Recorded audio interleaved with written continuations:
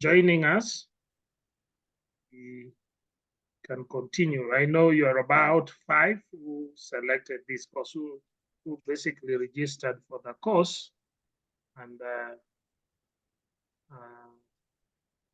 I hope they're going to join us on time. So let us pray as we begin. Let us pray. Our Father God in heaven, we thank you for the time and the privilege you've granted to us that we are able to meet and start our class for business law. We want to commit ourselves into your hands that as we go through these class sessions, you be with us and enable us to have meaningful learning experiences and give us the knowledge that we need to acquire in this particular class. Give us good help to sustain us through to the end of the semester. For this we pray in Jesus' name. Amen.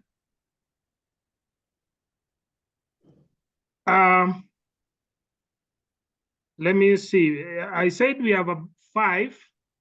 We have 5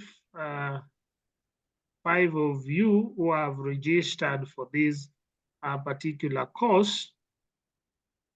And just for the avoidance of doubt, let me read out the names. We have Onyonka Davis Caleb. Have you met with him?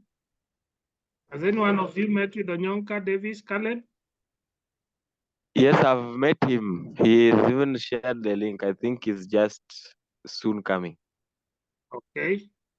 And then we have Wahid Emmanuel Fudol. I know him, but let me reach up to him. Okay. We have Odira Finas is there. We have Nafula. Where is Nafula? Nafula should have joined. Have you met with Nafula?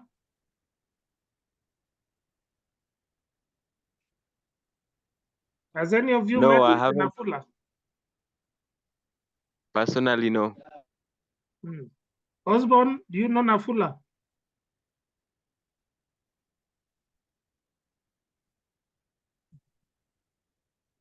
Osborne? No, I don't know this one. You don't know it? No, I don't know it. No, I don't know. I've never met the person before. Okay. I thought she's not doing that. Oh, it's a she.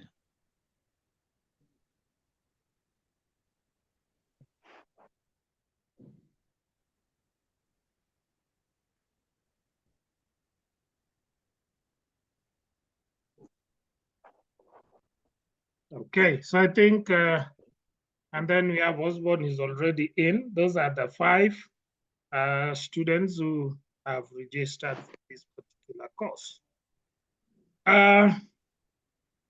I'll take you through the course outline. I believe you've been able to access the course outline. It is already in the e-learning portal. I've also uploaded some PowerPoint presentations in the e-learning portal, so you can go through. This is the 3rd trimester, the first session of the summer of the 3rd trimester. And this course has been slated to run for 3 weeks. Is the first session. It would have been possible. It would have been better if you were to run for the entire 2 sessions, because the content is a lot. As you have seen in the course outline, the content is a lot. It is huge. And okay, now what I would want to do, because we may have not met with some of you, it is important that you have your videos on at least for some minutes before you can switch them off, just to be able to be sure that I know those that I'm interacting with. And so it's important. I would request that we have our videos on. I know if you're using your data, it might consume, but it's just for today so that we can be familiar with each other. Now, as I was saying, the course is wide. It's so wide that it requires us to spend a lot of time. We should have taken actually the 2 sessions, at least 6 weeks, but now we'll have to squeeze everything within the 3 weeks so that we cover it. As it is indicated in the course outline, we have a lot to cover.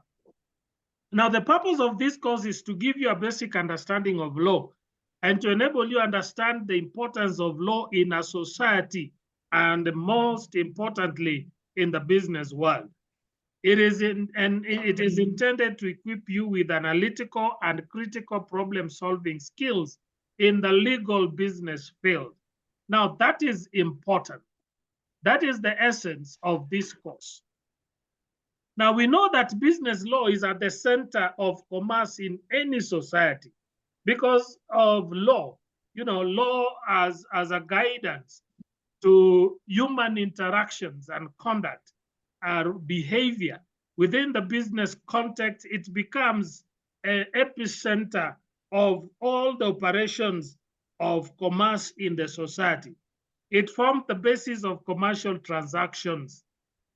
And therefore, this course is designed to give you a basic understanding of law, its importance in a society, and the legal principles which governs business relations. It is intended to prepare you as students for such aspects of law as will touch your business operation so that you can play a practical role in the field of commercial enterprises within the community and within the nation as a whole. Now, that is the significance of this particular course. That is the reason as to why it is important for you to study this particular course. Phineas and Caleb, have your videos on, please. Caleb Davis, have your video on. Oh, I'll have it soon. I'm just preparing just a little while. Caleb, how are you, Caleb?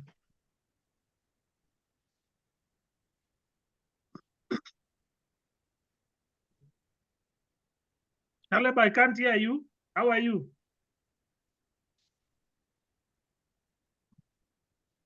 You must have logged in improperly. You should have joined with the computer so that you are able to speak and he get you. Now, that is the purpose of this particular course. What the expected learning outcomes at the end of this course, I've outlined about 9 aspects, 9 areas that you should be able to understand. You should develop a sound understanding in these 9 areas. 1, you should be able to define law.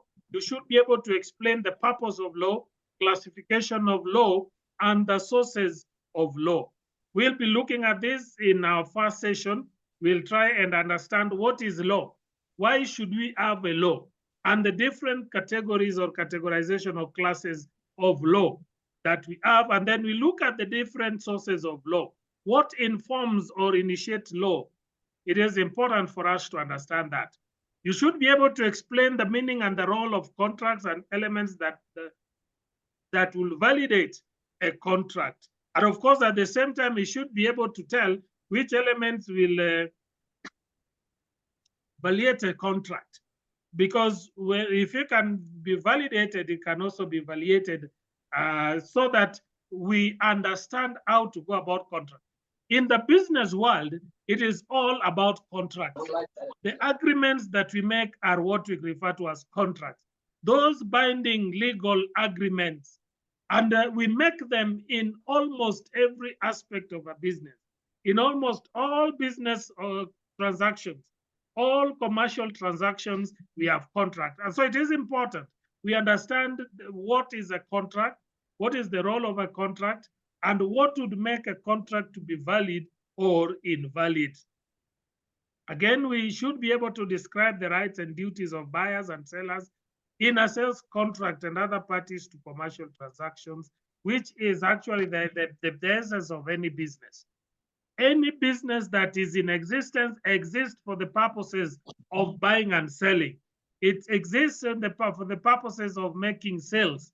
It exists for the purposes of undertaking commercial transactions. And so we need to understand the rights and the duties of the parties that are involved in such instances, in such contracts for sales, in such commercial transactions. We should also be able to explain the legal consequences of and remedies of a breach of contract, describe the rights and duties of partners in the partnership agreements, should be able to explain the creation, the rights, duties, and the termination of agency relationships, which we'll be looking at. We'll also be able to explain the meaning, purpose, and consequences of bankruptcy in a business setting, explain the basic legal concepts and issues that surround business transactions. And finally, you should apply the concept learned to solve specific cases. We have a number of business specific cases. We should be able to solve those cases on a case-by-case basis.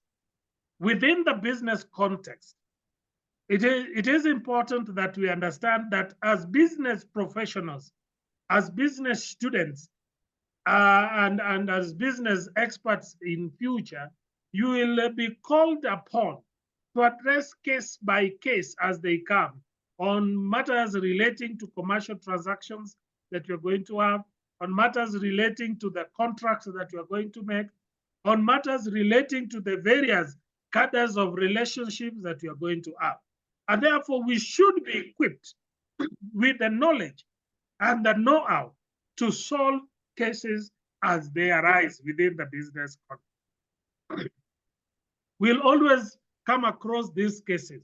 They are always there. We cannot assume that we are going to be in a case-free business environment.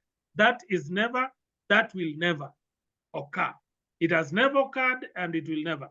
Every situation we find ourselves in as business persons is a situation that is a case by itself. And as it is a case by itself, then we have to look at the legal aspect of each of those cases.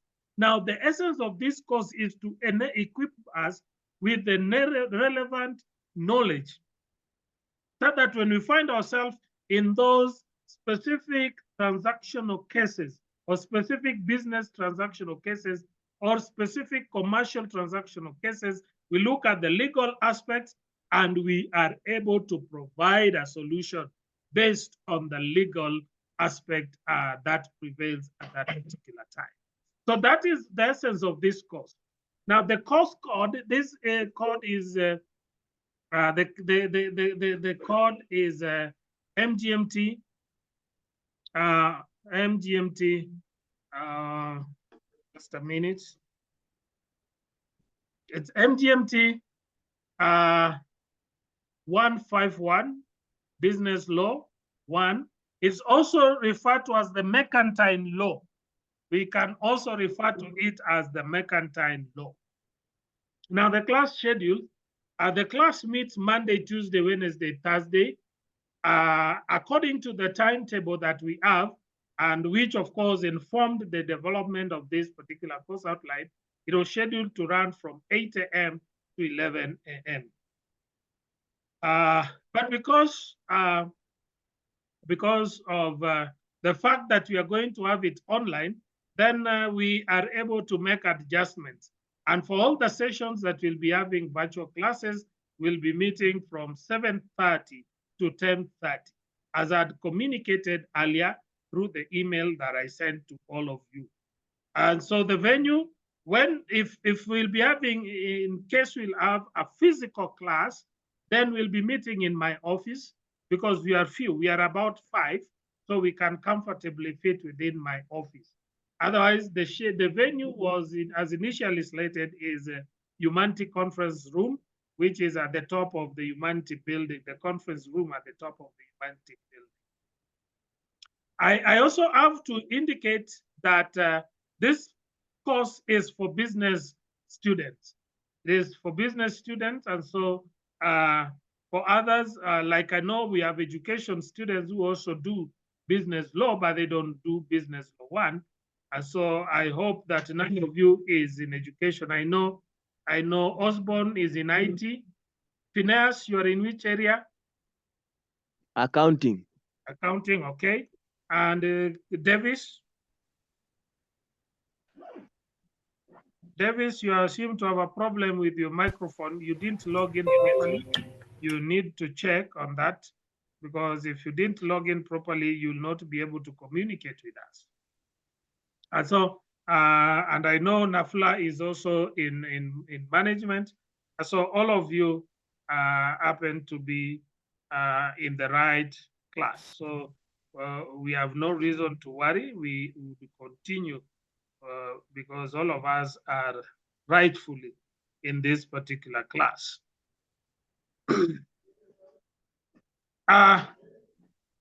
The course contents,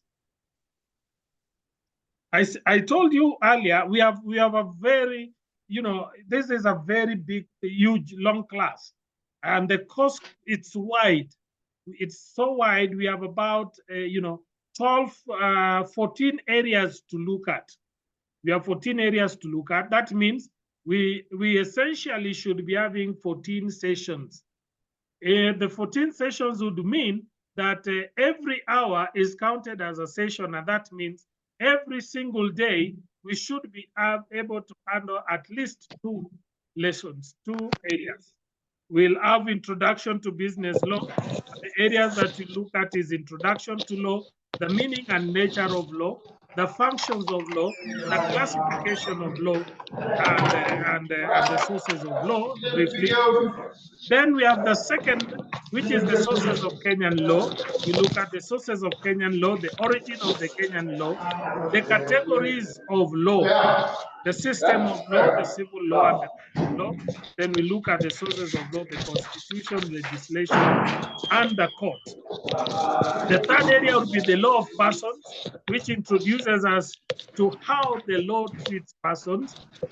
Both, we have artificial persons and we have natural persons. We want to understand how the law addresses or handles or treats all of them as persons.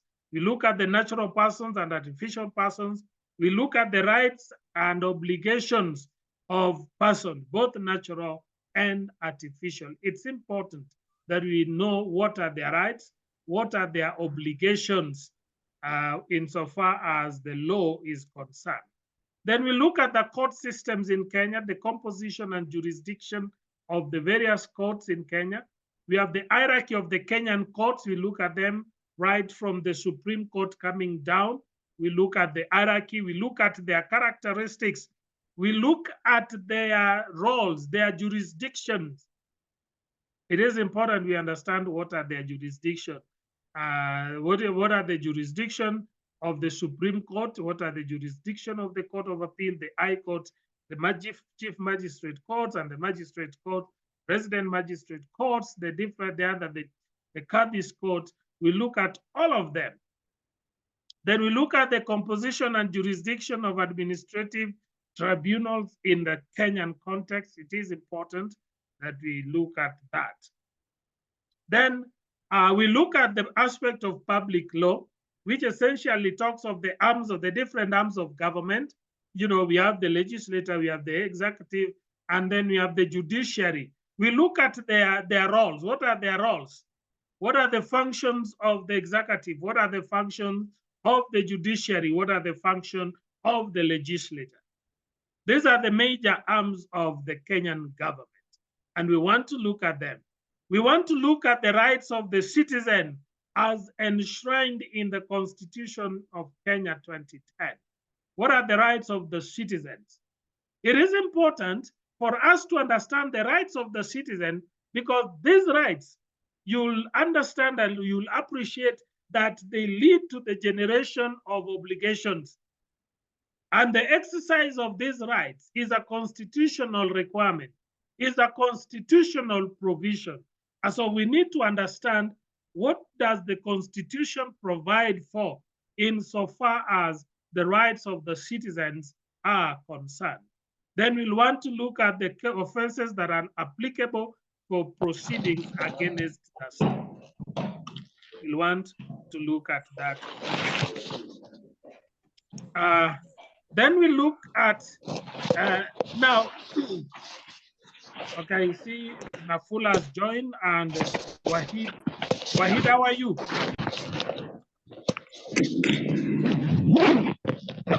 Wahid? Wahid, are you there?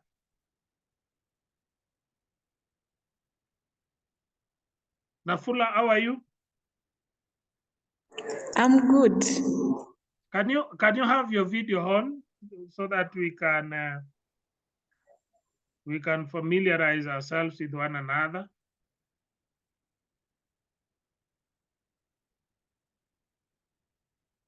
Wahid? Wahid, are you there?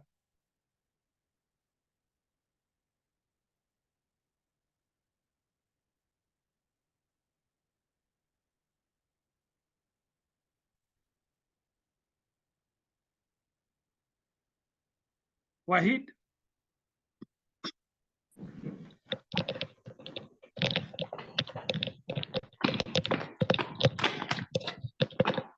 Now, Wahid, can you unmute your microphone and have your video on if you're getting me?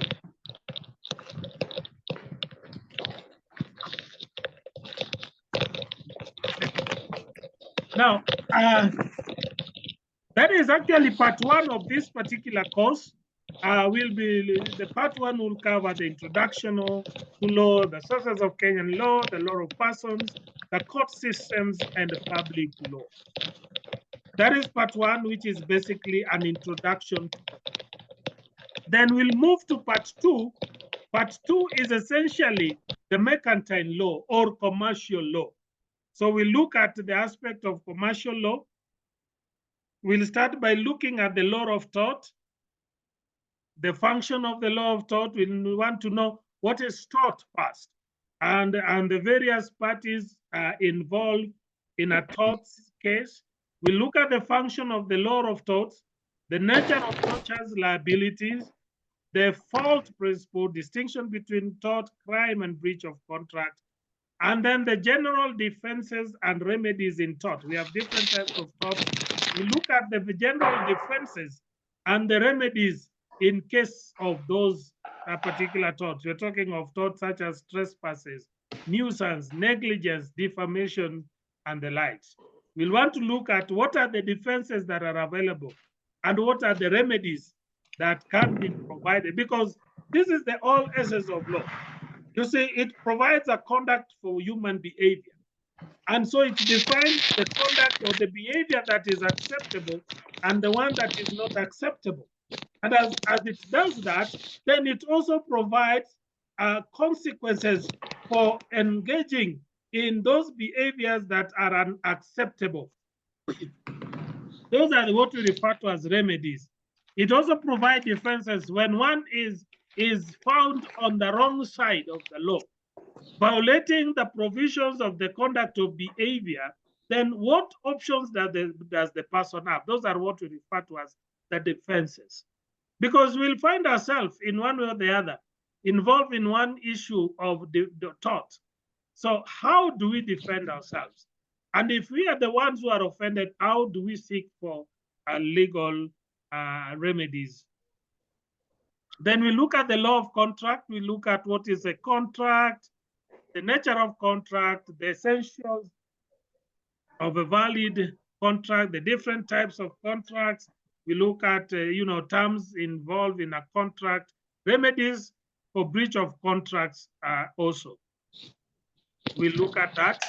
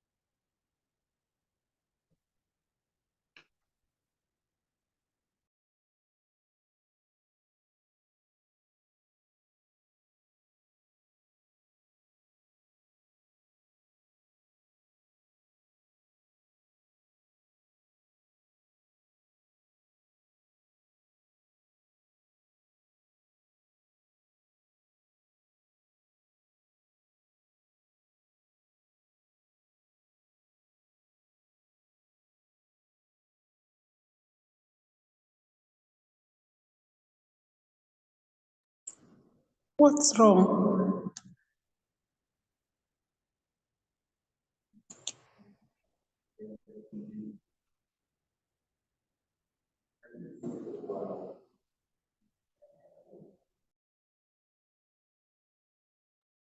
Sorry. Then we look at the contract of employment. We look at the law of agency, the law of succession, the law of property, and then the Sales of Goods Act.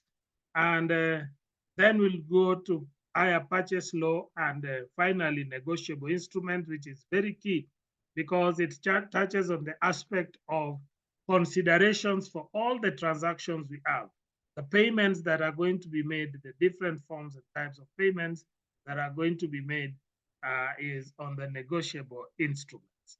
So that is the coverage of the course. Wahid, are you there? Wahid, can you unmute and respond? I want to be sure that everyone is in class.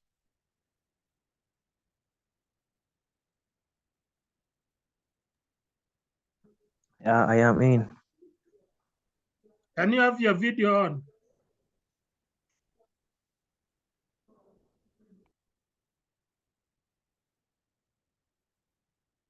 Wahid, have your video on?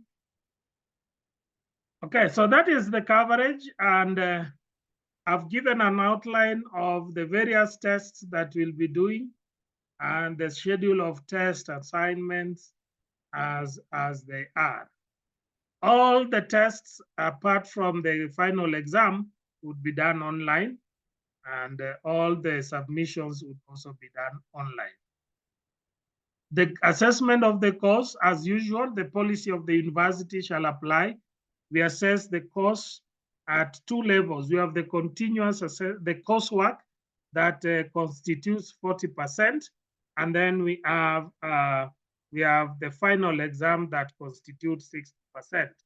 The 40% for coursework is further distributed as follows: 5% for attendance, 10% for assignments, 15% for tests, and then the mid-semester exams account for 10%.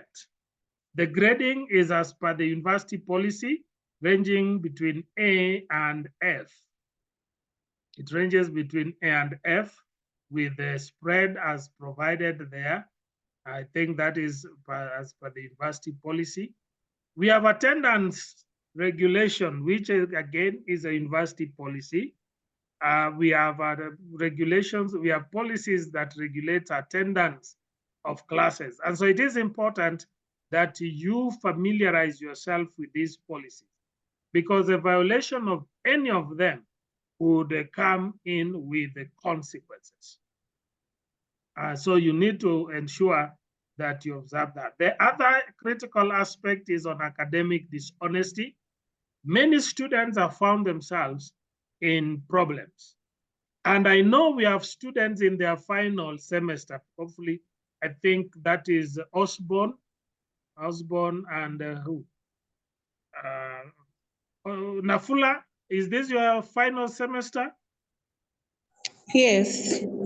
Okay, so the two of you must be very, very careful, because any aspect of academic dishonesty can easily cost you the graduation for this year. And also, I know Phineas, Caleb, and Wahid, as much as you are in your, I think Caleb, is it Caleb and Phineas? This should be your second semester at the university. Is that so? Yes, it is. Yeah, because looking at your student numbers, it gives the impression that you reported last semester. Probably this is your second semester. Okay, so the academic dishonesty is a serious issue. The university takes it with a lot of seriousness. And so ensure that for all purposes, you do not engage in any aspect of academic dishonesty, be it plagiarism, be it forging of signatures, because we've had students forging signatures of lecturers previously. That is part of academic dishonesty. Be it using notes or textbooks during quizzes or examinations, these are things that are taken seriously. And so you must avoid them by all means. We've highlighted the various forms of academic dishonesty so that you be careful not to be found engaging or involving yourself in any of them. We have cheating in exams, we have plagiarism, we have the misuse of academic resources, we have falsification, we have possession or use of unauthorized electronic gadgets. Facilitating academic dishonesty is also part of it. And finally is a call for special needs. Students, if any of us in the class has a special need that calls for paying special attention, then kindly bring it to my attention, report it to me, so that we can work out how we can take care of that special need. Because we are different students, we are not all the same. We may be experiencing some challenges, which means that there are special needs. Then we need to attend to each one of us based on that aspect. So in case of any special need, kindly report the same to me on time so that I will be able to make necessary arrangements to accommodate the special needs and also to allow all of us to learn together despite those differences that we may have in terms of our needs as students. And of course, as a policy and as a good practice, whenever such is brought to my attention, they shall be treated with the utmost confidentiality. It's not for us to share any such information with any student or in an unauthorized manner. We'll always treat them with the highest level, the utmost level of confidentiality. You know, the reason is we all need to learn. Despite the challenges we may be experiencing, despite the special needs we may be having, the bottom line is all of us need to learn. And because we are all in the same class, we need to all learn the same thing. We may not learn the same way, but we must all acquire the same knowledge. We must all acquire the same information. We must all acquire the expertise, the same expertise that is required of us. And so that is about the course. That is the brief about the course that I would want us to make. Now, what I've done for the tests, all the tests, I'm going to have what I refer to as an open test, in the way that, the sense that there'll be no restrictions on the timing. As from today, I'll be uploading the various tests so that wherever one feels he or she is ready to do the test, they will be able to do. But one thing I can assure you that because you are not all going to do them at the same time, you will not do the same question. I'll have a number of questions, but with an instruction that you can only attempt a particular number, so that one person might attempt one set of questions, the other one does another set of questions, as long as you do it at your own time and at your own pace. But within the 3 weeks of learning, that has to be done within the 3 weeks of learning. And it is for that reason that I had indicated that it is important for all of us to get the textbook, the class textbook, so that it can also help you. What we'll be doing in class is just doing an overview of all this. We'll not go into detailed discussion because of time limitation. As I indicated earlier, this is a course that should run for at least 12 weeks so that we are able to cover everything. Because each of those topics actually should go for about 3 or so hours. But here is a case that we may not have all the time that we need to address all of them. Remember, already 1 day is gone, which is equivalent to 1 week. You see, for summer, 1 day is treated as 1 week.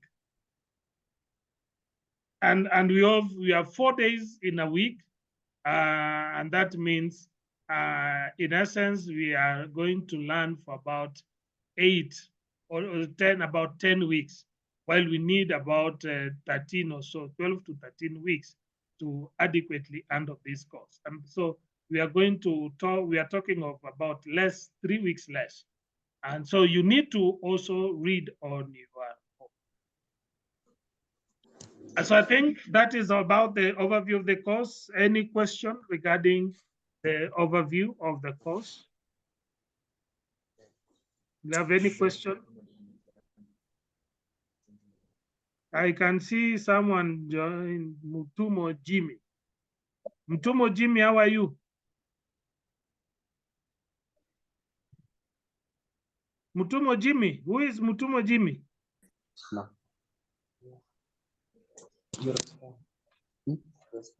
Mutumo, are you there?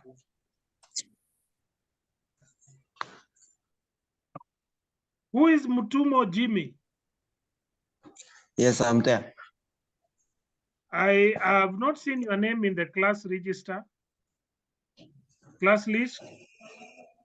Are you sure you are in the right class? Yes. Are you registered for this course? Yes, I'm registered.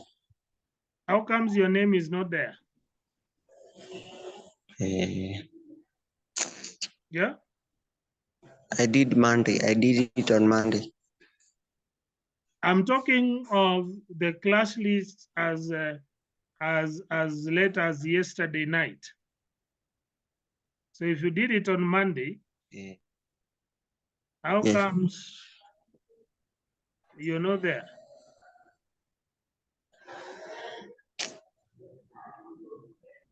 Maybe I'll check with the records.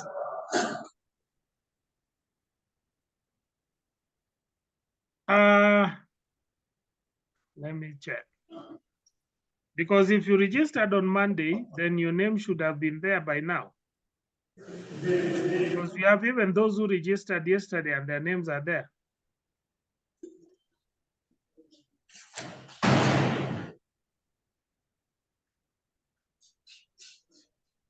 Your name is not there. We only have 5. This is the latest list, the very latest, as at now, at 8:37 a.m. Caleb Onyonka, Fudol Wahid, Ogembo Dira, Otunga Nafula, and Timothy Godo. So your name is not there, and so you need to check. Now, I also need to be honest, very honest with you. Initially, I agreed to offer this course for just 2 students who are supposed to graduate, and that is Otunga and Osborne. And that was the agreement I had because I was not supposed to teach. But the agreement we had is there are these 2 students who are supposed to graduate. And so let's find a way of helping them because they are missing this course.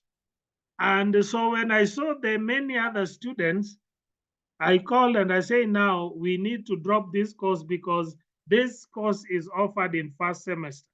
And as the university policies, there are courses that are not offered during summer. We can only offer them on a special basis. And so for the continuing students, you ought to have registered for the general education requirement courses. But anyway, I finally accepted that you be in class because I know perhaps, but then it will affect you because unless you've done business law too, but I don't see any of you who did business law too. Mutumo Jimmy, Mutumo, is this the first class I'm having with you? Because the name is familiar. No. We've had other classes before. Yes. Which one? Law 2 and principles of marketing. Of law 2. You didn't, why are you doing law 1 now? RJSR, but I did not. You have Read. some pending issues in the previous law one. Yes. Okay. Because I rarely forget those that I've interacted with. I know I've never met with Wahid. Wahid, we've never met, isn't it? Wahid? Yeah, we never met. No. I've never interacted with Caleb. Am I right, Caleb? Caleb, have you interacted in any class? No. Phineas, Phineas? We've never. No, we've not. You've never. I actually thought you are an education student because I know I've taught another Phineas in education. And so I was like, how do you come to handle a business course? But I realize it's a different one because when I look at your student number, you may not be the other one. Okay, so I think that's it. I would advise that you access the book as early as tomorrow.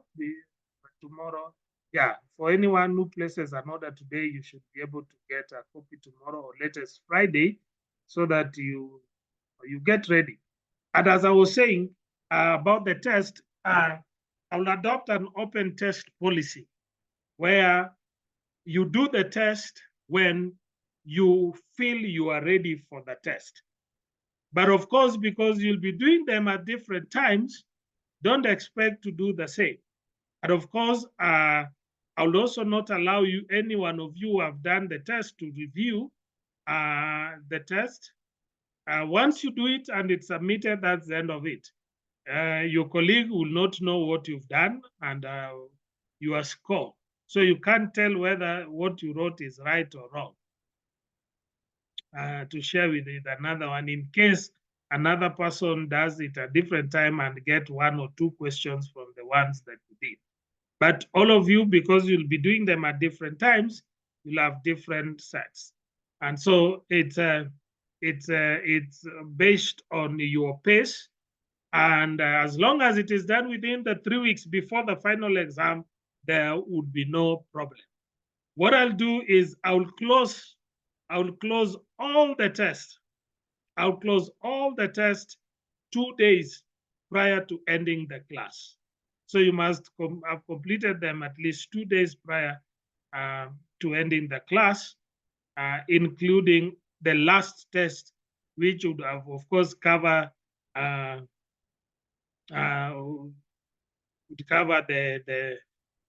last topic. So that is it. Any question? I can see Fenas has asked a question. Will Business Law 2 be offered in the second session? No. I told you, I offered this course specifically for Osborne and Nafula. And the reason is they are supposed to graduate. Otherwise, Law 1 and Law 2 are ordinarily not offered during summer. And so Phineas will not offer it in the second session. It will be offered in the second semester. Business Law 2 is offered in second semester. And that means you'll have to wait up to January 2025 to do Business Law 2. Is that okay, Phineas? Yes, Yeah. we've understood that. Any other question concerning the course overview?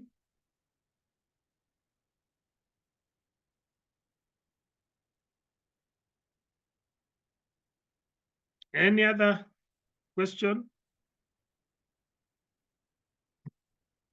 And of course, the reason, that's why I have to explain this. You'll be better off doing some of those GRs if they were there to be offered, so that you can do as many as you can.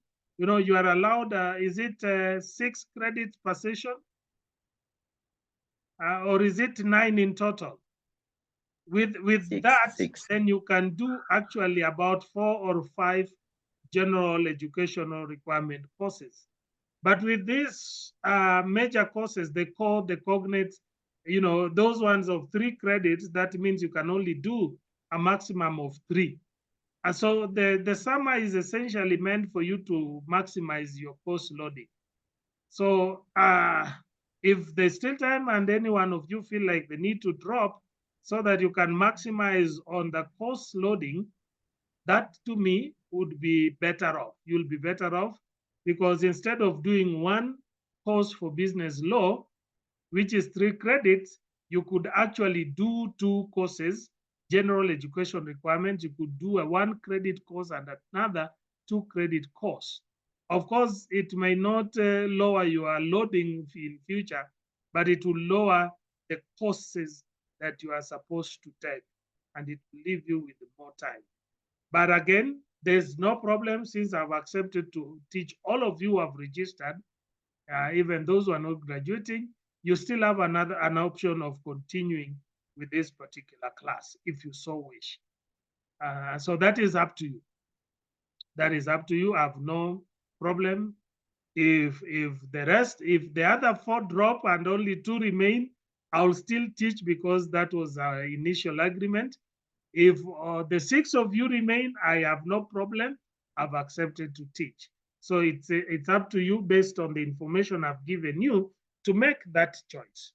If you want to optimize the loading, you can do. If you want to do this, for those, okay, I know for those who, no, but none of you did Law 2 last semester because I taught Law 2 last semester. If any one of you had done it, it would have been easier for you now so that you complete the law series. But again, next semester, instead of taking Law 1, you can use that to take additional course because Law 1 is a first semester course. We'll be offering it in September again. And then we offer Law 2 in January. Okay. I'm not seeing any hands raised or any comment. That means we are good to go to the next. So please ensure that you get a copy of the book. It only costs 1,000, but you'll find it to be quite useful. Of course, those who are in business, like those doing accounting, management, and you'll want to even do professional courses such as CPA, CPS, those CASNEB examinable courses, the book would still be useful to you because it covers what is also covered in those professional courses like CASNEB and the other business professional courses where they do mercantile law or business law. You'll find it to be quite useful. Okay, if there's no question on the aspect of the overview, then we move to the next area. Can we move to the next area? Yes, yes.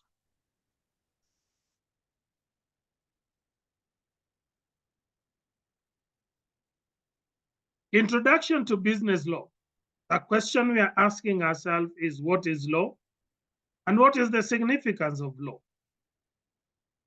In the business context or in a commercial context, and of course, within the greater, the wider society, what is law? And why should we discuss law? What is law? And why should we discuss law?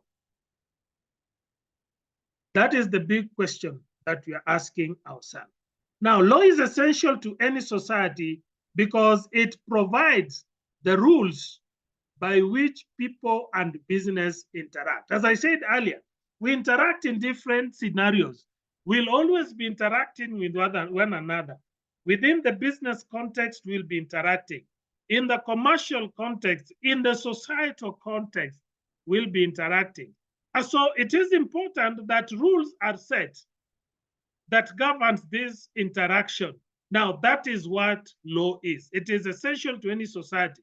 It provides the rules by which people and businesses would interact. And as such, then you realize that law affects almost every function and area of business. Be it in IT, those who, like Timothy, who is in IT, you'll realize that there's the legal aspect to this part of aspect, function or area of IT. There's the law and the IT. You know, be it accounting, be it finance, be it marketing, be it management, we are affected in one way or the other by law. And so every decision we are making, the decisions we are making, the choices we are making, you know, we have to decide whether to get into an agreement or not, whether to get into a contract or not. We have to decide whether to buy or not, whether to sell or not, who to sell to, who to buy from. All these decisions that we make, what to buy, when to buy, from where to buy it, how to buy it, you realize that they all have legal repercussions. Everything we do in a business situation have legal repercussions. You know, whatever we decide, whether to incorporate our business or not, whether to run it as a sole proprietorship, as a company, as a cooperative society, have a legal repercussions. The choices of financing operations have legal repercussions. Whether we want to protect our properties or not, protecting the proprietary knowledge that we want to use to develop our products and services will all have legal repercussions. Whether we, you know, whether we want to purchase raw materials by whichever means, be it contract, the sourcing and all that, have a legal repercussion. Every business decision we are making has a legal repercussion. And that is why it is important for us to understand this aspect of law. At all stages of business, running afoul of the law can hurt a business. At any stage, what it means is at any point in time when we have to make a decision, when we make a decision that goes against the legal provisions, any decision that we make that goes against the legal requirement, remember we said it guides, it provides rules and regulations for our interactions. And so anytime we make a decision that goes against those provided rules and regulations, then it can hurt our business. Playing within the boundaries of the law would help the business to succeed. And that is why it is important for us to study law. And of course, we are talking of business law because we just want to narrow our understanding to the context of a business, the commercial and transactional aspects. There is no generally acceptable definition of law. The word law has no generally acceptable definition. However, it is generally agreed that the word law is generally associated with the word rules. So how do we define law? Having said that we do not have a generally acceptable definition of the word, that means you do not have a universal definition. Then you realize that different scholars, different professionals in law have attempted to define it in different ways.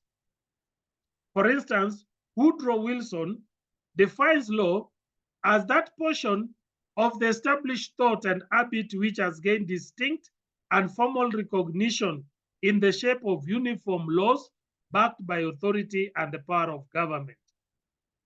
While Holland defines it as a general rule of external human action enforced by sovereign political authority. Salmond, on the other hand, defines law as the body of principles recognized and applied by the state in the administration of justice, while Duplessis and O'Brien defines it as a set of rules and principles intended to guide conduct in society, primarily by protecting persons and their property, facilitating personal and commercial interactions, and providing mechanisms for dispute recognition. While McKinsey, Keyes, and Van defines law as a rule that can be enforced by the courts, yet define it as the body of rules that can be enforced by the courts or by other government agencies. We can equally define law looking at all the aspects, looking at all that has been said, then we can still equally define law as a rule of human conduct imposed upon and enforced among the members of a given society. So we have different definitions of law. Smith, Soberman, Eason, and McGill describe what law does, which is to set standards of behavior that are enforced by government and also by individuals and groups with the help of government. And so when you look at all these definitions, you'll realize that what stands out in the definition of law are what we refer to as the principles of law. In any definition, in all the definitions that we have seen here, these 5 principles applies. And so by incorporating these 5 principles, we are able to define what is law. In other words, we are saying these 5 principles is what actually help us to understand the concept of law. 1, it is a set of rules. And so when we talk of law, we are referring to a set of rules. We are referring to a set of do's and don'ts. When we talk of a set of rules, we are talking of acceptable behaviors, how to do things, what is acceptable to be done, and what is unacceptable to be done. So when we talk of it as a set of rules, that should be very clear. One of the key principles, one of the areas that help us, just a minute.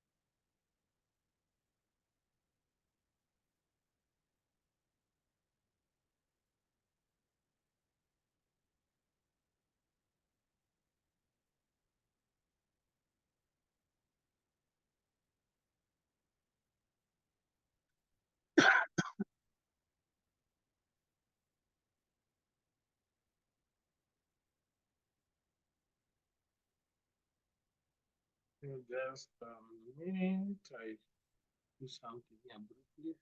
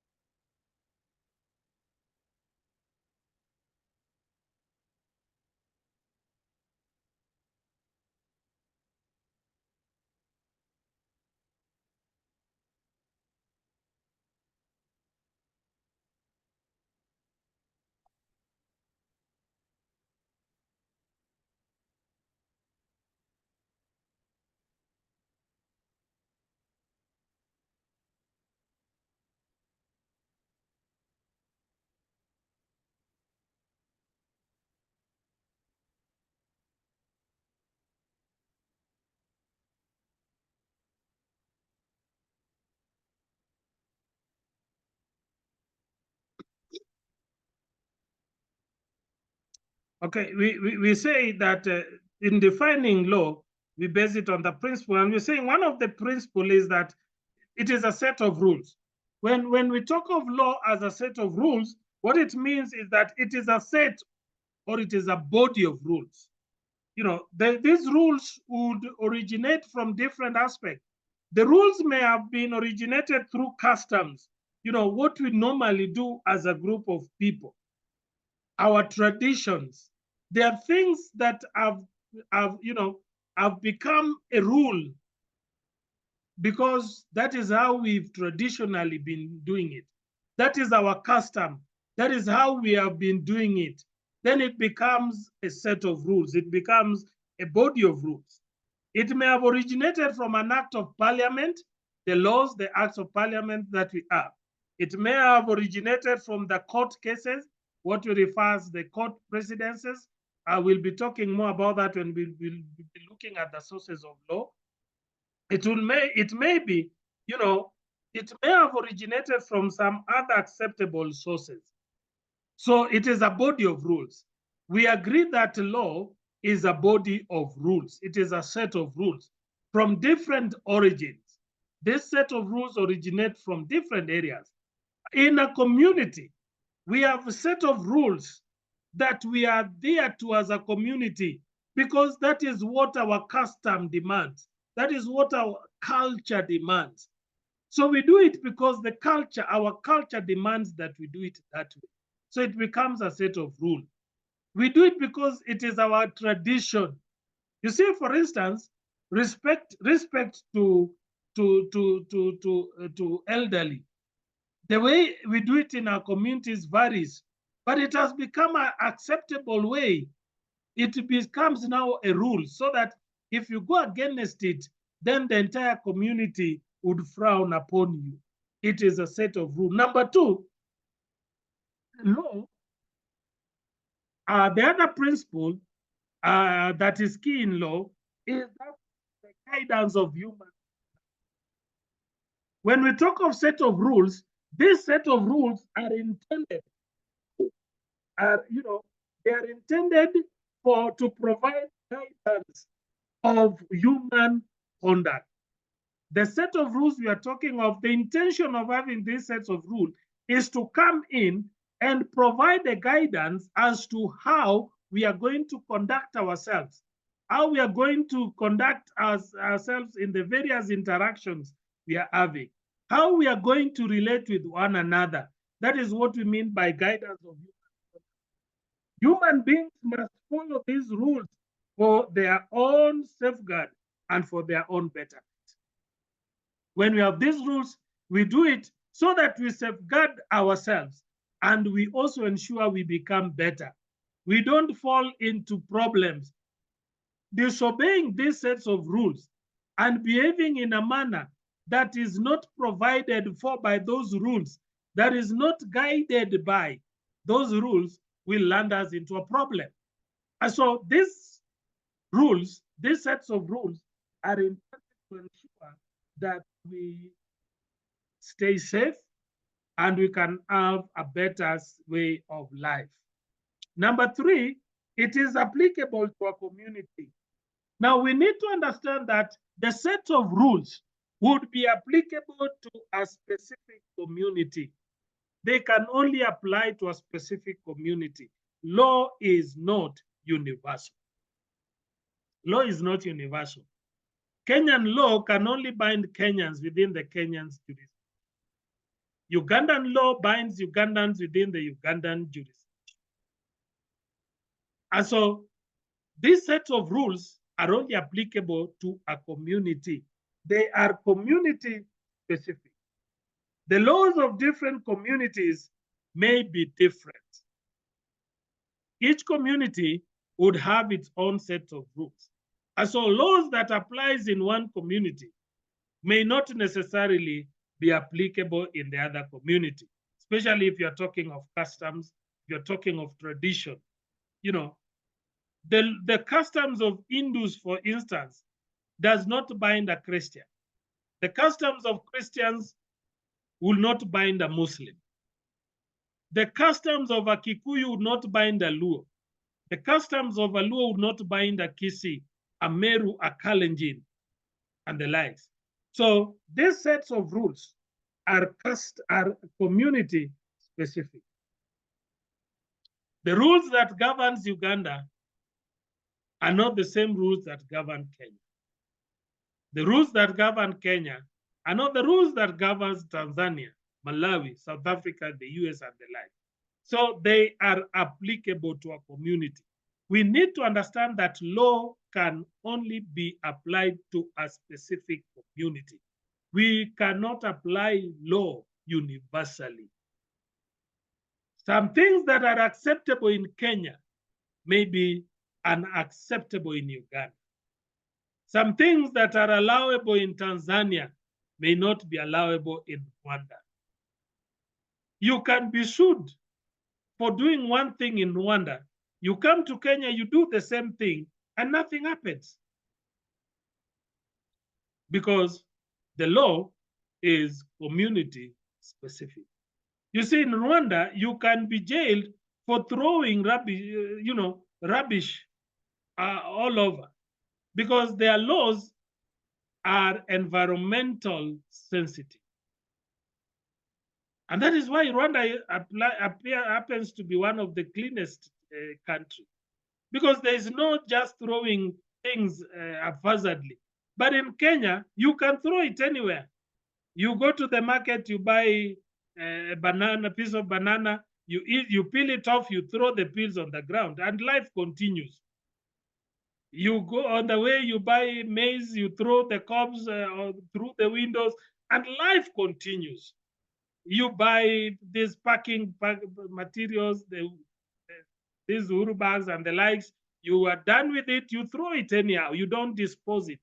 Because the laws are not specific in terms of disposal. But in Rwanda, the opposite is the case.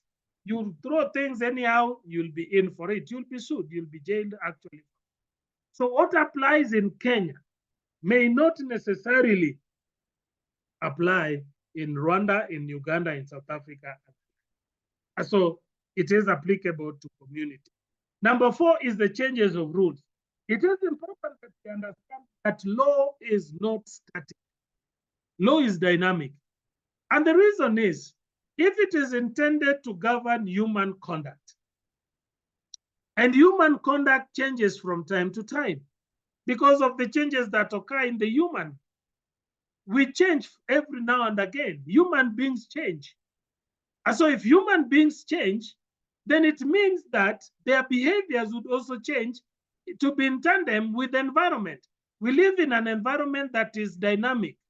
And so to be relevant in a dynamic environment, it means that our behaviors would also be dynamic. And because our behavior is a product of the set of rules, then we expect that these sets of rules would be a reflection of the dynamism within the environment. And so when there are changes taking place in the environment, then we also expect that there will be changes taking place in the set of rules, the law.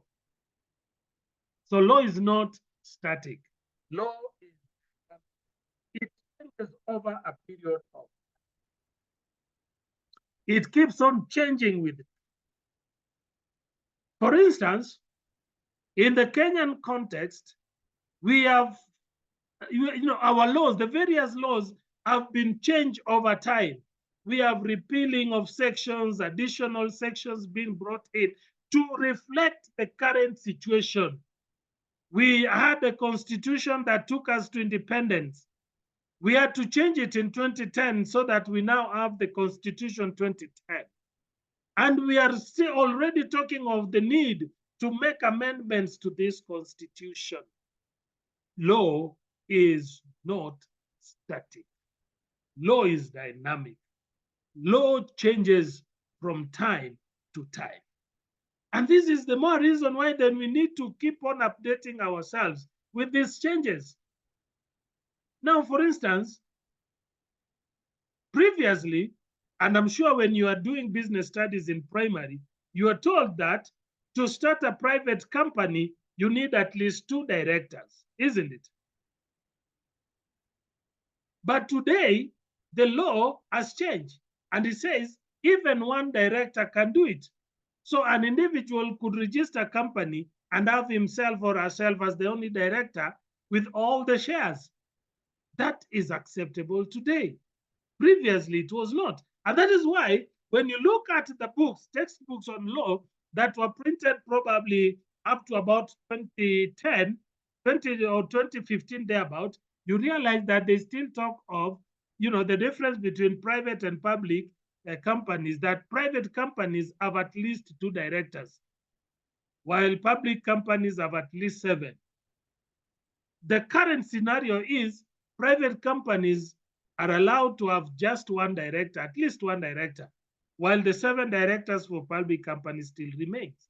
And so if you picked a book that was published in 90s, in early 2000 up to about 2015, you will think like what is being done today, what is being written today is wrong.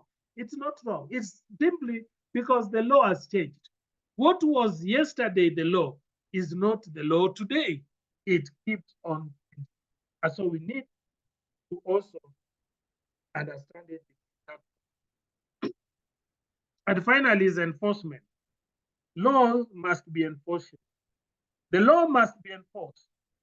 If we cannot enforce a law, then we risk running into anarchy.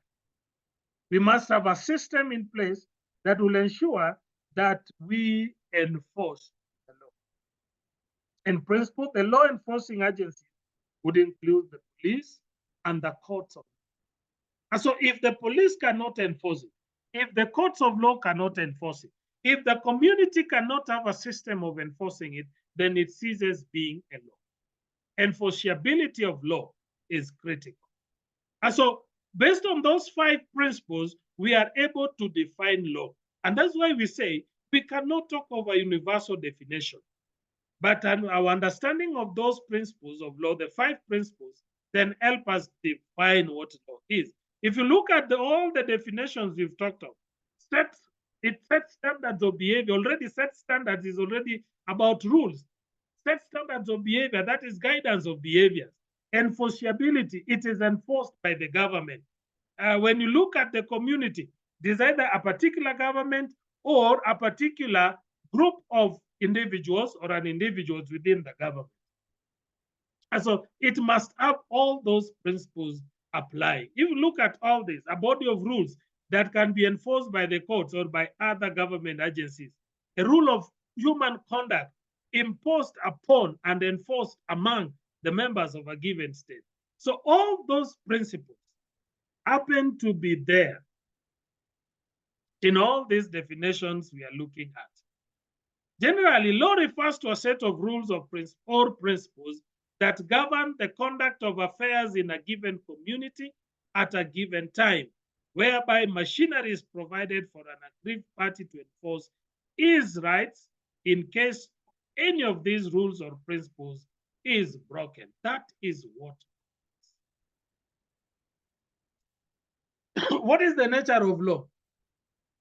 Now, you realize that the term law has been used and continues to be used in a variety of sense. We are talking of different aspects where we implore the use of the word law. We are talking of the law of physical sciences. When we talk of law of physical sciences, we are talking of those facts which have been proven correct and do not change over a period of time. Those are physical law, the law of physical sciences, facts that have been proved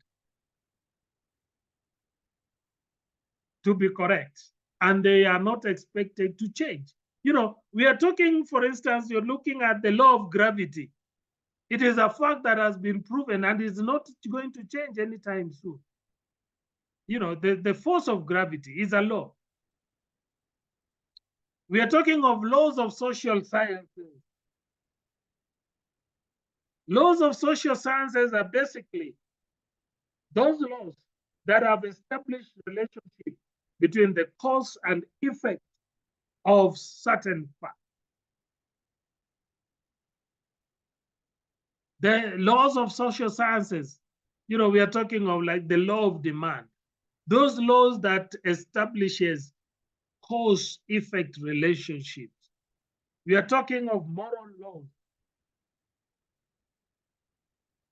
Moral laws, laws of human conduct as members of a society. You know, those laws that guide how we conduct ourselves, how we interact, how we live within the greater society. You know, moral laws, you are talking of laws like do not lie. Every society frowns about lying. You know, when we talk of the law, legal aspect, we are talking of false witnesses, do not bear false witnesses. But in our in our communal society, we are now talking of those moral laws. You cannot lie. Do not lie. You know, treat everyone with respect. Those are moral laws. Respect the elderly. That is a moral law. You know, respect everyone's house, everyone's home. That is moral law. So we have those moral laws.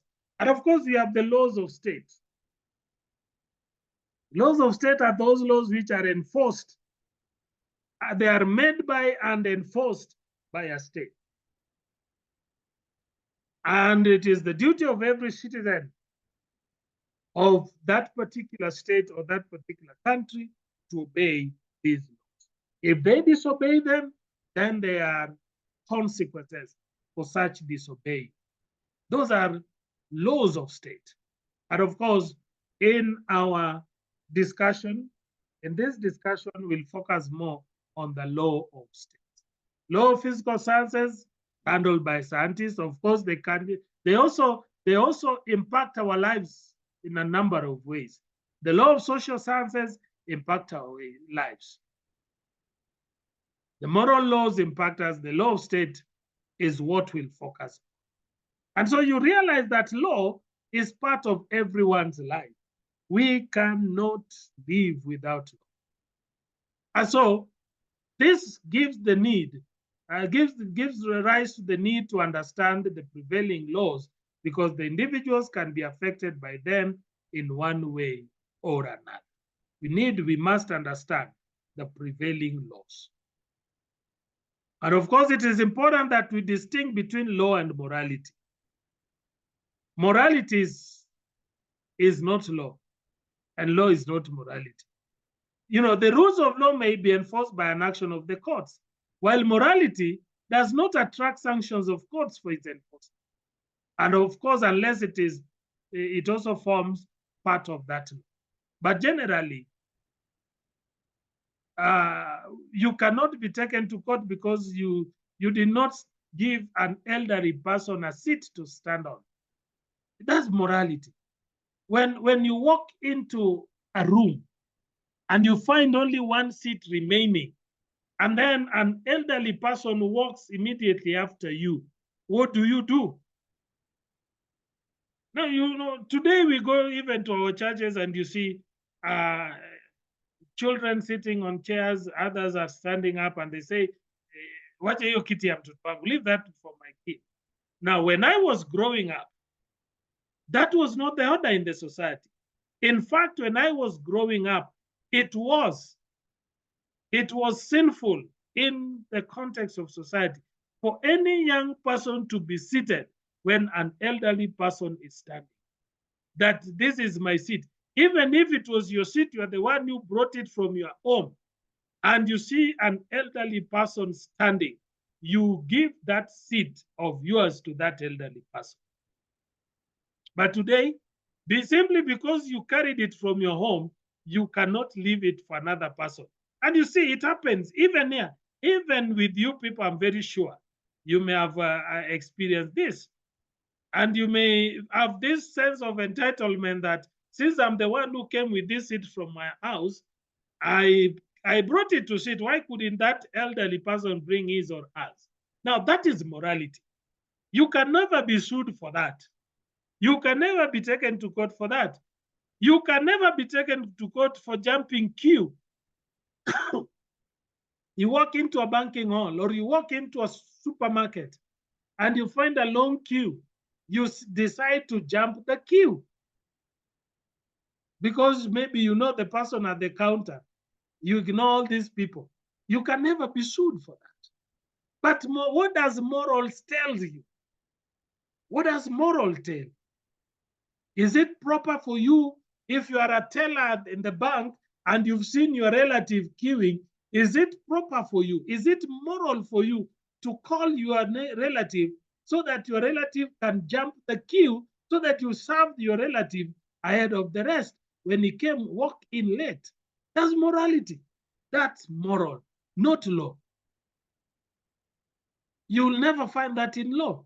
And so you can never be sued for that. But then the society will frown upon you. The members, those people who are queuing, will frown upon you. That's what morality is. So we need to distinguish between law and morality. But of course, in the conduct of our businesses, it is important, let me point out this. In the conduct of our businesses, it is important for us to uphold both the law and the morals. It is important for us to uphold both the law and the morals.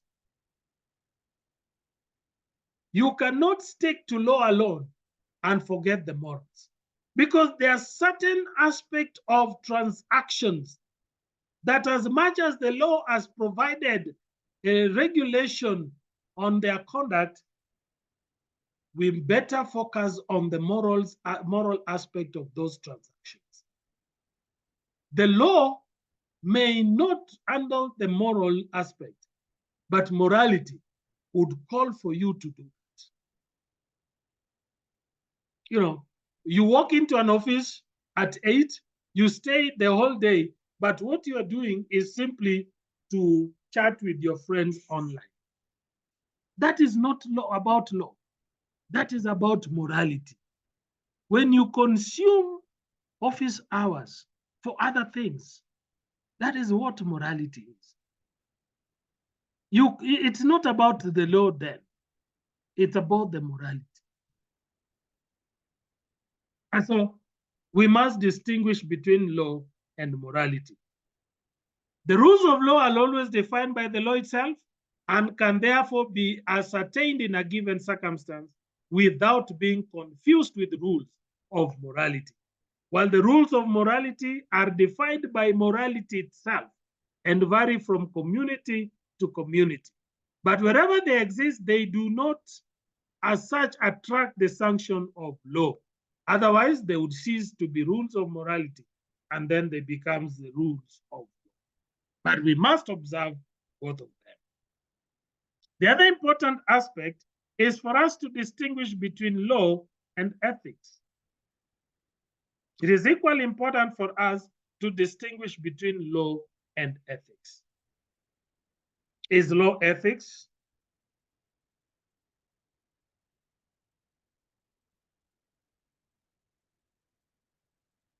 Or not? Now, while staying within the confines of an increasing array of laws is necessary for success in business, it is not sufficient. Why? Businesses must also recognize additional limitations and expectations placed upon them by ethics, by those principles and values that defines what is right and wrong. And by the way, let me say this. There are certain things that could be legal, but they may not be right. There are certain things that may be legal, but they may not be right. I'll give you an example. It is not illegal for anyone above the age of 18, that is someone who has attained the age of majority, to drink alcohol, to smoke cigarettes. But then it might not be right for that person to smoke where others who are not smokers are. So that is what is ethics. Our understanding of right and wrong. Nobody, the law does not bar anybody from smoking. But it would be wrong for you to smoke within your business premises, within the office premises, where other non-smokers exist, where you have people who are not smoking. It will be unethical for you to come into Baraton and drink alcohol and come to class and cause disturbance. As much as you are at the age of majority and the law allows you to drink alcohol, it is unethical for you to drink that alcohol, come within the presence of UEAB, which is a Christian institution that do not advocate for drinking of alcohol, and then you walk into the prison or into the premises of UEAB, carrying your bottles of alcohol, carrying your sticks of cigarettes, and you start smoking within the compound. You start drinking alcohol within the compound. It is wrong. And that is what ethics is. So not everything that is legal is ethical.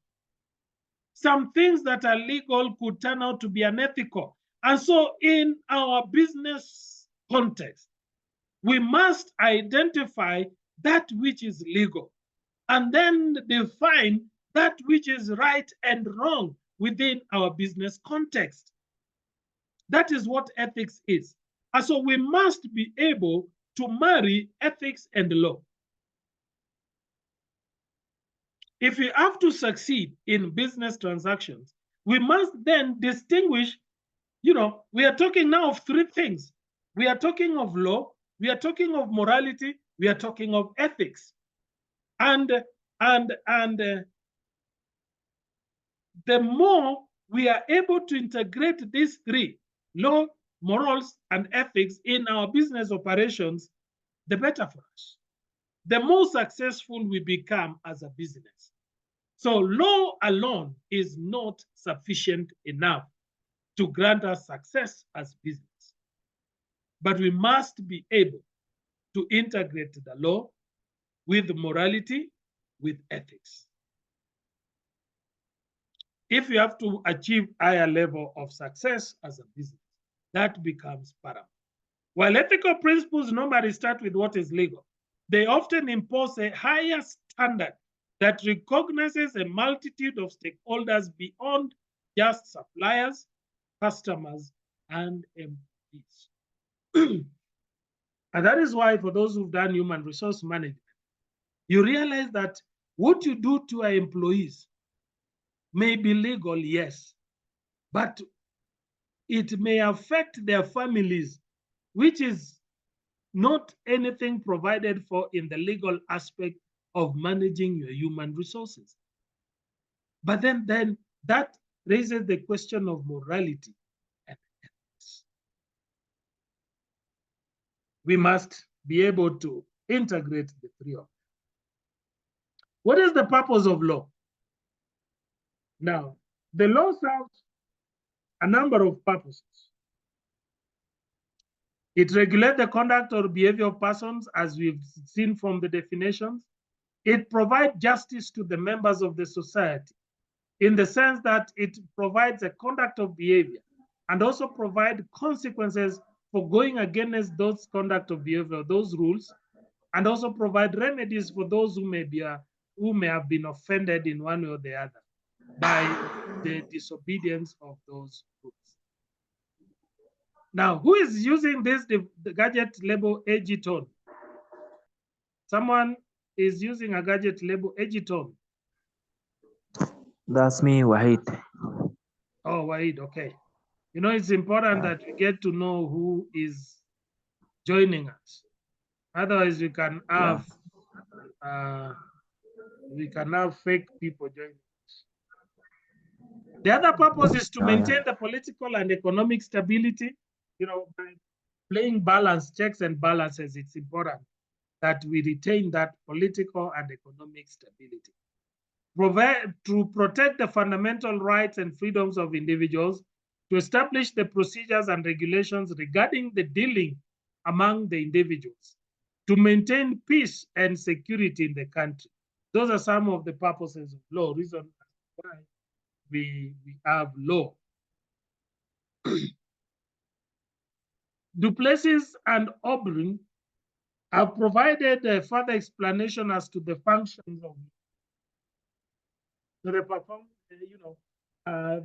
function that business law performs to be defining the general rules of commerce, protecting business ideas and business assets. That's why we'll be talking of property rights or the law of property, providing mechanisms that allow people, that allow business people to determine how they will participate in business ventures and how much risk they will bear, ensuring that losses are borne by those responsible for causing them, and finally facilitate planning by ensuring that commitments are. Those are the purpose of law, the reason why we have law. Now, law can be classified in different ways. We have public law and private law. In any given state, we have these two categories. We have the public law, and then we have the private law. It is important that we distinguish between the law that governs the relationship between the state and her citizens, which is what we refer to as the public law. That law which governs the relationship between the state and her citizens. And then we have the private law which governs the relationship among citizens themselves. There are laws that govern how the state relates with their citizens, and there are laws that govern how a private or individual citizen would relate with one another. So the one that governs the relationship between the state and the citizen is public law, and the one that governs the relationship between individuals, between individual citizens and others is what we refer to as private law. Now, private law is primarily concerned with the rights and duties of persons towards other persons. That is what private law is. We can also refer to as private law as civil law. And of course, that brings us to the second classification. We have civil law and criminal law. Of course, the civil law is equated to private law, and the criminal law is equated to the public law, the administrative law, and the criminal laws. When you talk of constitutional laws, we are talking of those laws that contain the rules which regulate the relationship between different organs of the state, the legislature, the judiciary, and the executive. That is a constitutional law, which is part of the public law. Then we have, civil law and criminal law gives rise to criminal and civil wrongs. It is important that then we understand what are civil wrongs and what are criminal wrongs. Criminal wrongs are what we refer to as crimes. Then we have civil wrongs. The criminal law addresses this, the criminal laws addresses crimes, criminal offenses. It defines what are criminal offenses. It defines the remedies for the criminal offenses. It defines the defenses for criminal offenses. While civil laws addresses civil wrongs, they try to define what are civil wrongs and what are the remedies for the civil wrongs and what are the defenses in civil. And so we need to distinguish between civil wrongs and criminal wrongs, or what we generally refer to as crime. Crime is a public wrong against the state.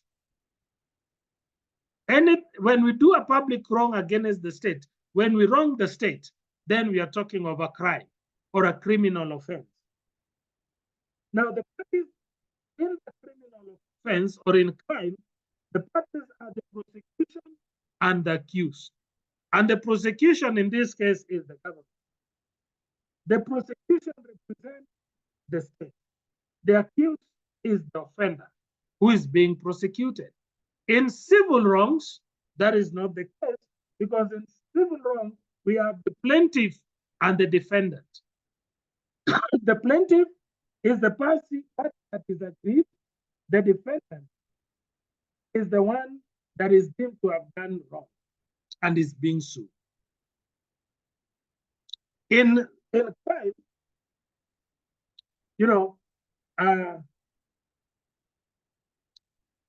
we cannot have compromise in crime by the parties involved.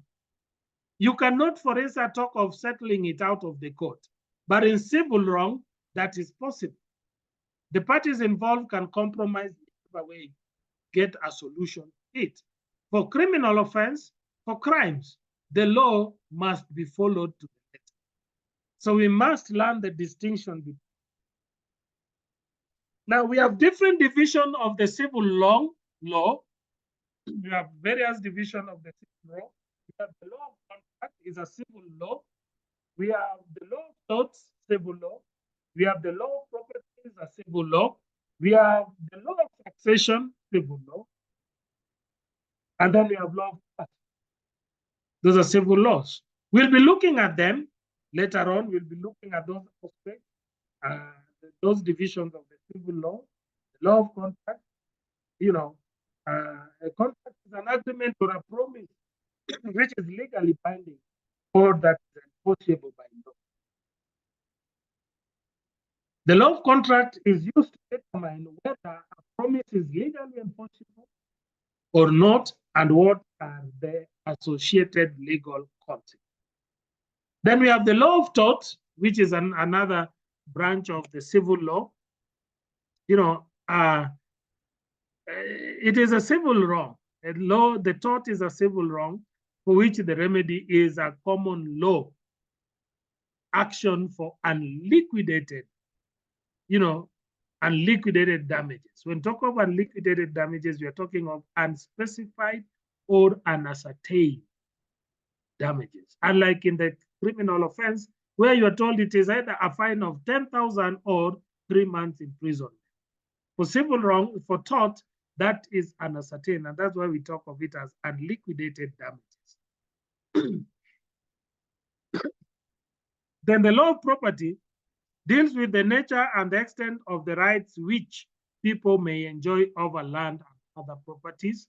The law of succession deals with the transfer of properties on the death of a person to his heirs, while the law of trust is the law that regulates the trust, the relationship arising whenever one person called the settler transfers his property to another person.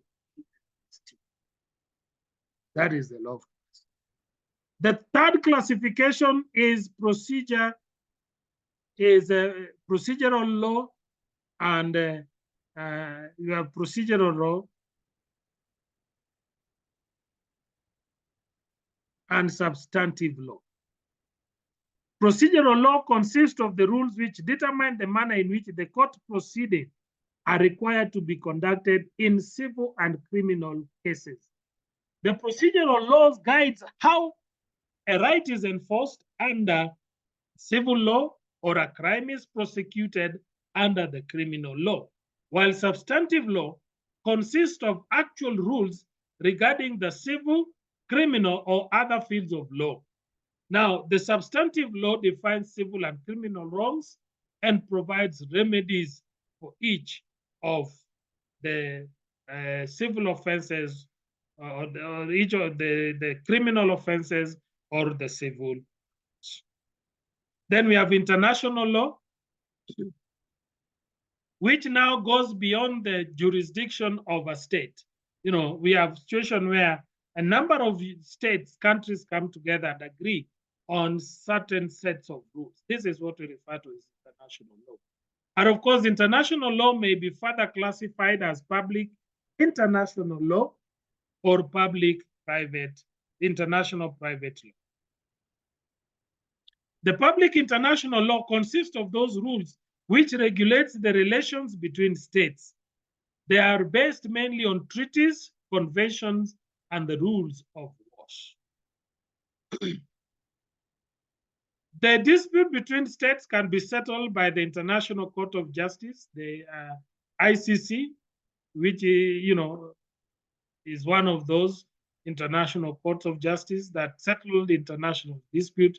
We have the East African Court based in Arusha. It also settled disputes among East African state members. Private international law is mainly concerned with determining which national law governs a case in which there is foreign element. And a good example is where Kenyans sign a contract with a Ugandan in Uganda to construct one dam in Sudan. If there is a breach of contract, then the Kenyan would want to sue the other party in Kenya. In this case, then the Kenyan court will decide which national law. So that is international private law. And I think that is about introduction to law. Any question?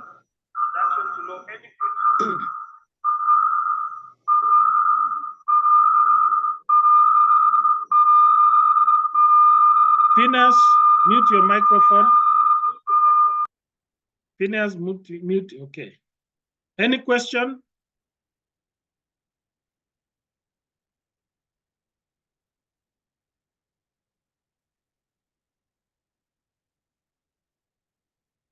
You have any question? Okay, if there's none, then we take a short break. Let's have a 5 minutes break, then we come back and continue. When we come back, we'll discuss the sources of Kenyan law. Let's have 5 minutes break. Or let's have 8 minutes break, then we resume at exactly 9:50. Okay?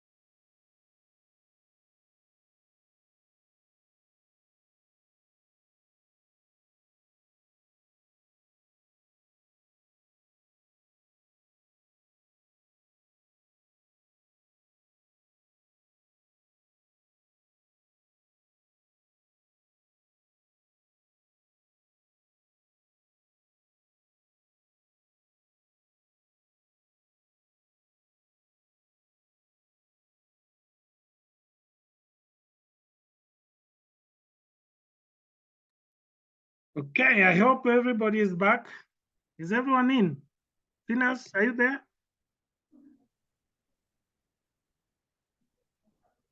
Ogembo? Osborne? Sir, Okay. I'm here, sir. Ogembo, are you in? Nafla? Nafla? I'm in. Okay. Waid is in. Mutumo? Mutumo, are you in? Yeah, I'm in. Okay. Yes, I'm in. Davis?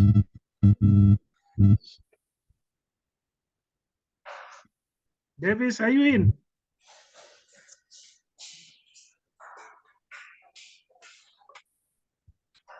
Davis?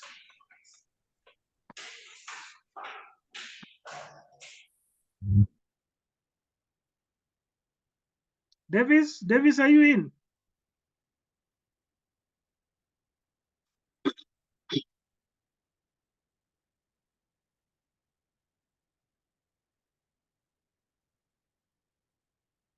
Davis and Ogembo seems not to be in. Oh, Ogembo is in, okay. So it's Davis who is not in. Okay, we continue, we proceed. We have introduced ourselves to the concept of law. We now look at the various sources of Kenyan law. Remember, we said earlier that being a set of rules, they must have originated from some point. And so what we want to look at briefly is this aspect of the sources of law. Where do we originate our laws from? Where do we originate our laws from? That is what we want to look at briefly.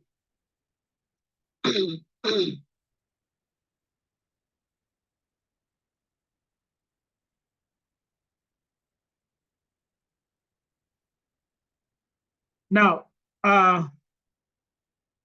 we have different sources, or we have various sources of law, but it will be important for us to first understand when we talk of, when you talk of sources, what do we really mean? When you talk of sources, what do you mean? Now, the expression source of law refers to the various factors which contribute to and determine the content of law and the organs through which laws are created and brought into existence. That is what sources of law means. So when you talk of sources of law, we are simply talking of those various which contribute to the determination of the content of law.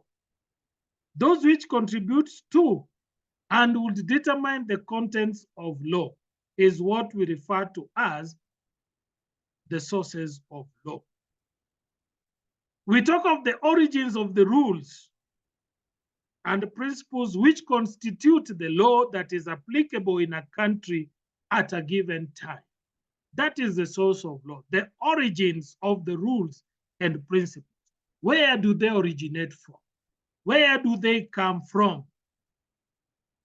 The sources of force or validity of the various rules or principles applicable as law in a country. That is what we refer to as the sources of law. We are talking of the materials from which rules of law are developed. The materials from which those rules of law have been developed. That is the source of law. We are talking of the factors which influences the development of the rules of law. That is what the sources of law means. And therefore, every law must have a source. When we are talking of the sources of law, we are looking at the legal, the formal, the historical, and the material sources of law. So when we are looking at the concept of source of law, we are focusing on both the legal, the legal source of law, the formal source of law, the historical, and the material sources of law. And a source of law is that which may be pointed out as forming the basis of that law, that which gives it force and validity. And therefore, the existence of a particular principle of law can only be justified when it has a base or origin. The source of law may be written or unwritten. And this leads to the distinction between written and unwritten law. So we have those, we have sources that are either written or unwritten.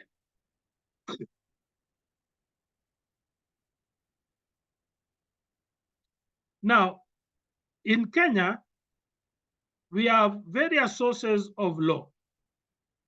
We have various sources of law. At the apex, we have the Constitution.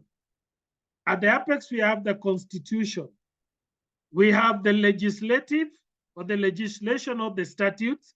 We have the delegated legislations, and then we have the statutes of general applications. These are their sources written. They have written sources. These are written sources of law at the apex, where we have the Constitution. We have the statutes of the through legislations and the delegated legislations, as well as the statutes of general applications. The various unwritten sources of law would include the common law, the law of equity, case laws, Islamic law, Hindu law, and African customary laws. The Kenyan sources of law can further be identified by either the Judicature Act, the Constitution, the Hindu Marriage and Divorce Act, the Hindu Succession Act, and the Kadis Court Act. While the sources that are identified by the Judicature Act include the Constitution, the legislation, which are basically the acts of parliament or statutes, the delegated legislations, which are basically those laws and bylaws that are being developed by authorized government agencies such as ministries, relevant parastatals, or the devolved country units, or the devolved governance units, the devolved county assemblies. They also come up with laws. Those are delegated legislations. We have the statutes of general applications.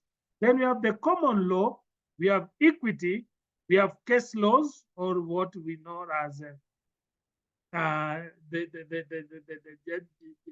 laws that are made by judges. And then we have the African customary law. Then we have the Islamic law and the Hindu law as sources that are identified to be sources of Kenyan law. The sources of Kenyan law can be further classified as written and unwritten, or principal and subsidiary. So we have the principal sources, which are sources of law applicable throughout Kenya. They regulate all persons in Kenya. And then we have subsidiary sources, which are sources of law regulating certain categories of people in Kenya in relation to certain matters. For instance, we have Islamic law that only regulate those who subscribe to the Islamic religion, the Hindu laws, and the African customary laws. Now we have two systems of law. We have the civil law and the common law.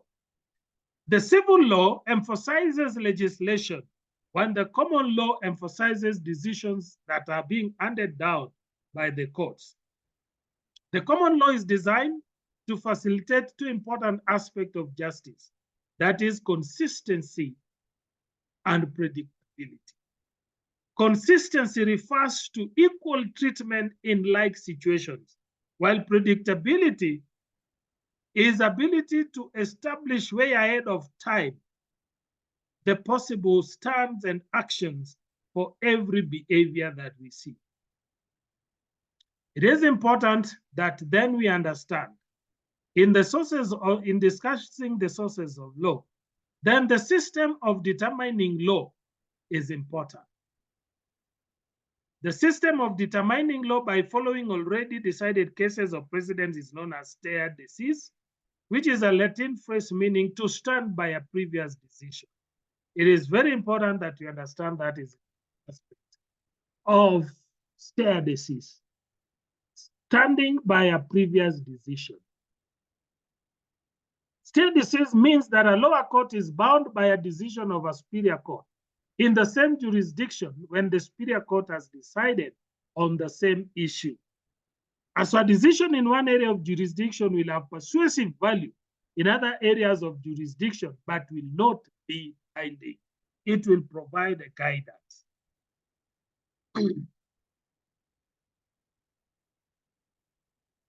Now, I want to give you the first assignment and provide a summary of, or explain all these sources of things. Need to provide, you know, all these sources of things. Sorry, sir, we can hear you properly. Yeah. We can get you. Make a summary, discussion, or description of the various sources of Kenyan law. All right. Provide a description of the various sources of Kenyan law. Look at their importance, their significance. Look at their, of course, their disadvantages as well. And also look at the process of making laws.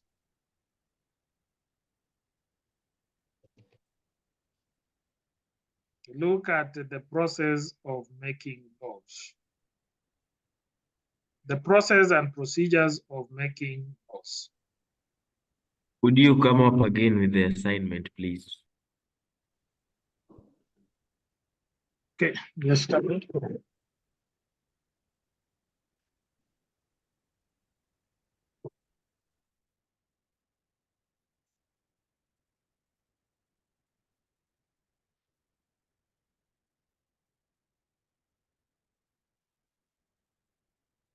Now, I'm going to post it.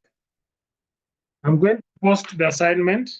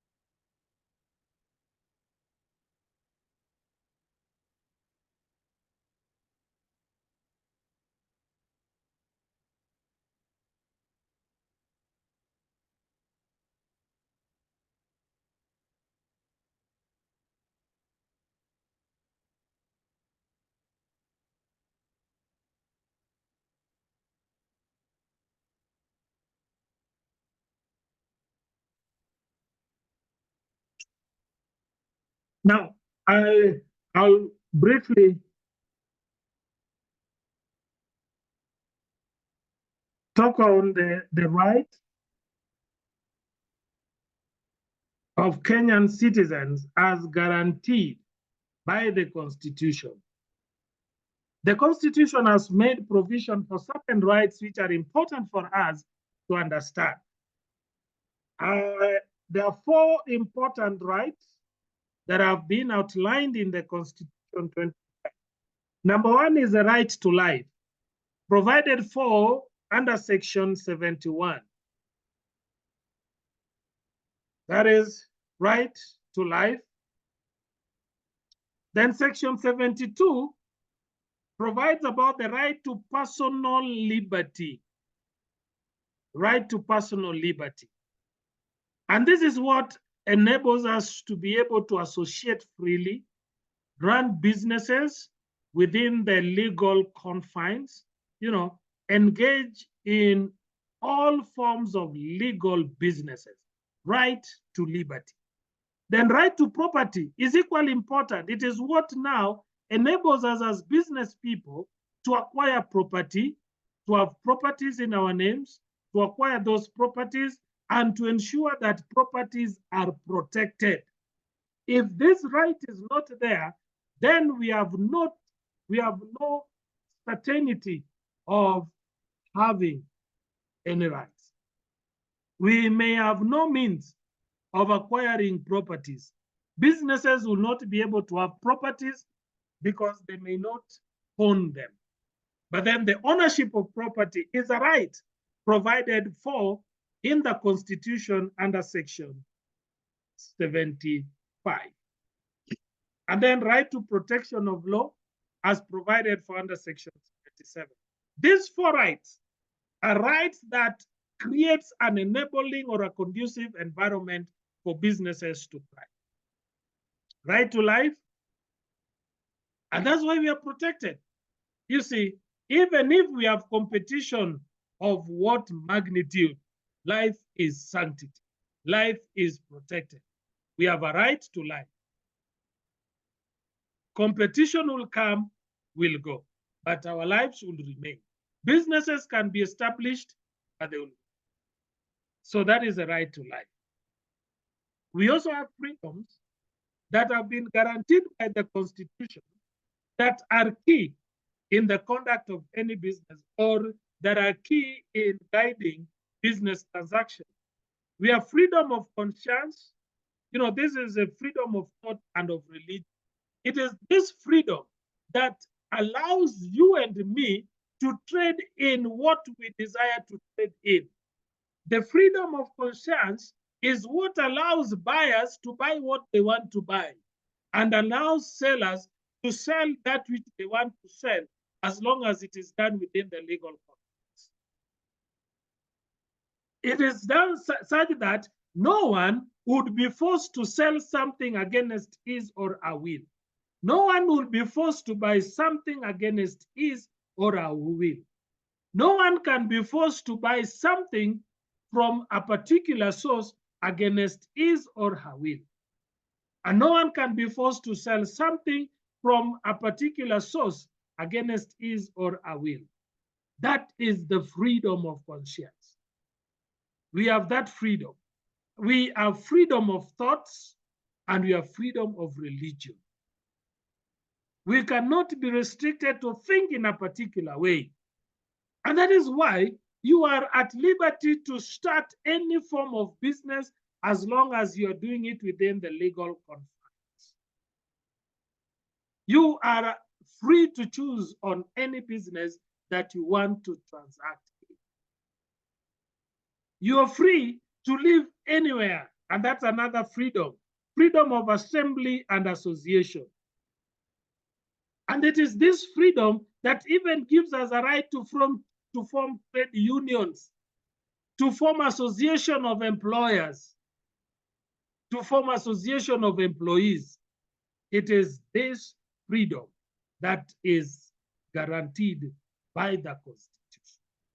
It is this freedom of assembly and association that allows us to move anywhere within the country, establish our businesses there, and transact our business dealings from anywhere within the country.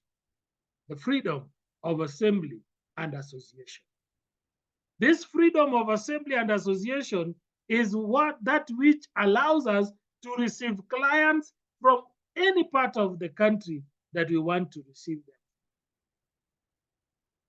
them. It is this freedom that allows a Luo to go and buy from a lawyer, to go and buy from a Kalenjin, to go and buy from a Kikuyu.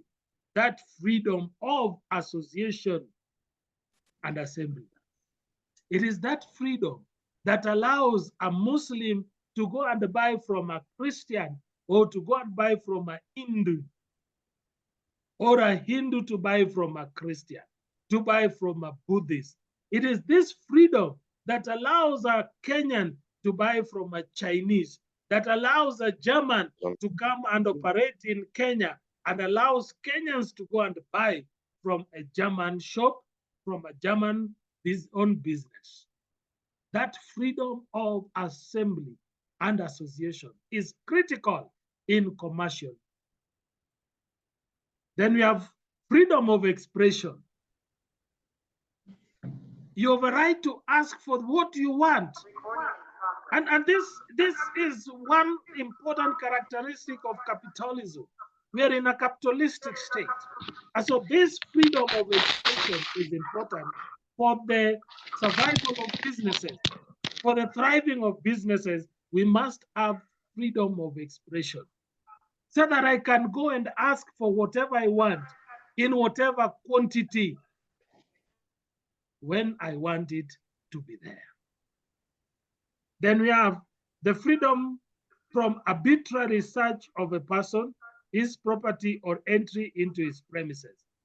And this ensures safety of our premises. This ensures we can provide security for our premises. Nobody can walk in and vandalize our premises. Nobody can come in and break into our premises. If anybody must access our premises, we have control over who accesses and how and when they access our premises. And this is conducive for carrying out business. We have the freedom from slavery and servitude. And this is key when it comes to matters of employment contract. We'll be looking at employment contract later. This freedom is key. We have freedom from torture, degrading, inhuman, or other punishment. And then there's the freedom of movement, which allows us as business people to move from one location to another, transact from one location.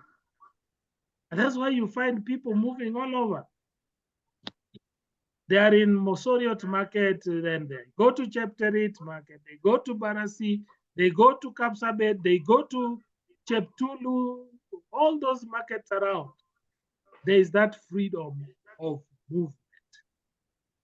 Then we have freedom from discrimination or discriminatory laws.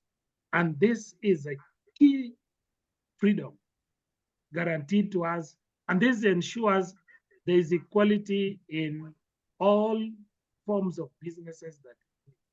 And this is what actually governs the competition, the Competition Act, that we cannot have unfair basis of competing against other businesses. So those rights and freedoms, as enshrined in the Constitution, are critical for the thriving of any business. Any question?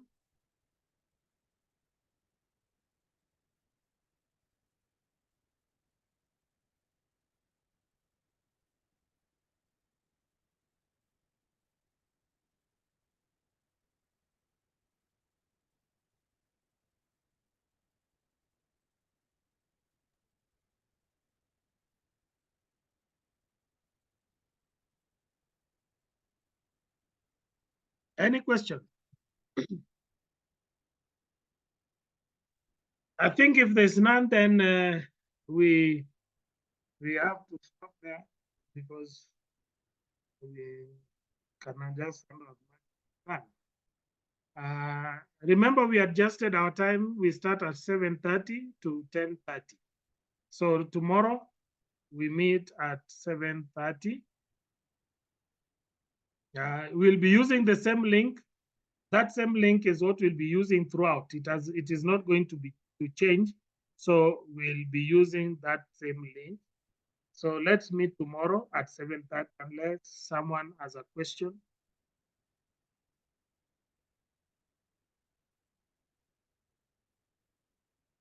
Any question?